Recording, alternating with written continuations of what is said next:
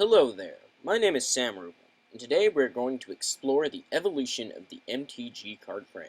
We will start with Alpha and work our way up to the modern day, looking at how the card frame has changed over this near 25-year span. Due to the very large catalog of cards to choose from in Magic, I will not be going too far in depth, and will only be covering the major shifts in design, from the classic frame with Black Lotus, to the modern frame with Stormcrow and Vendilion Clique. We will then take a look at the plane-shifted and time-shifted frames with Tarmogoyf and Damnation as the respective examples. Finally, we will end on the post-2015 frame with Dragonlord Jamoka. Well, let's jump right in. The first card we will look at today is the Black Lotus card. Let's look at this card's frame. It's from one of the first sets, and as such, it's a rather plain frame. It doesn't have a whole lot of information, like the set, the year it was made, or the rarity. These would come later, as we will see in the modern frame. However, it doesn't look bad, which, for a game that is in its infancy, must have been a godsend. Let's move on to the modern card frame, with the cards Stormcrow from 2003 and Vendilion Clique from 2008. These cards have what's known as the modern card frame, which is much sleeker than the previous style and provides more room for artwork. When this frame was adopted, it was a change, a major change. So much so that it spawned its own format, aptly named Modern. If we take a look at the actual cards here, we will notice that there seems to be more room for the art, and that there's a bit more detail put into the actual card frame itself. These cards are blue, represented with water, and as such, there's little ripples in between the borders of the art and the actual black border itself. We also notice that the card Stormcrow has a white border. This is because at this point in time, the creators of Magic decided that all reprinted cards in new sets would have a white border, so that way they could determine that it was not a newly printed card. You'll also notice how in the center right of the card is a symbol with a color. This is the card's rarity, and each symbol represents a different set. This had been going on for quite a long time, and as you can note, Stormcrow is black, and Vendilion Clique is gold. Black is common, gold is rare.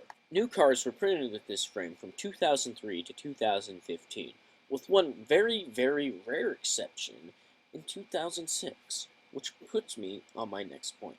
In 2006, Magic released a time travel set named Time Spiral, and it was very unique.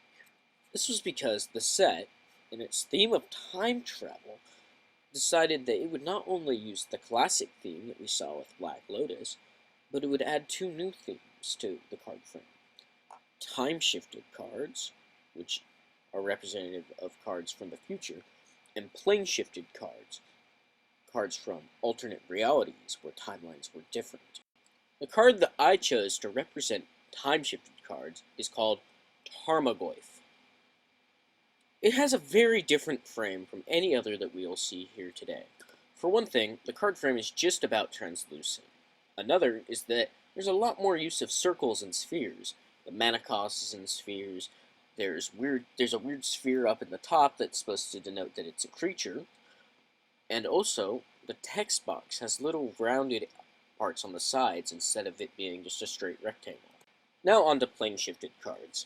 Plane-shifted cards are alternate versions of cards that already exist, and the one that we're going to be looking at is called Damnation, which is the plane-shifted version of the card Wrath of God. The card frame is mostly similar. However, you will notice that it's effectively an inverted version of the other card, where Wrath of God is white, Damnation is black. It's a very interesting thing that they had tried, and looks really cool. There's some subtle things here, like how the text is black, or on normal cards, but is white on this one in certain spots. It's little things like this that really make me appreciate this card.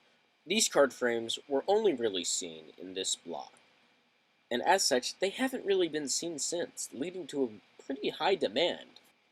As such, these cards are much more highly priced by collectors than anyone else, leading to fairly high prices. The next card frame we will be looking at is known as the Post-Magic 2015 card frame.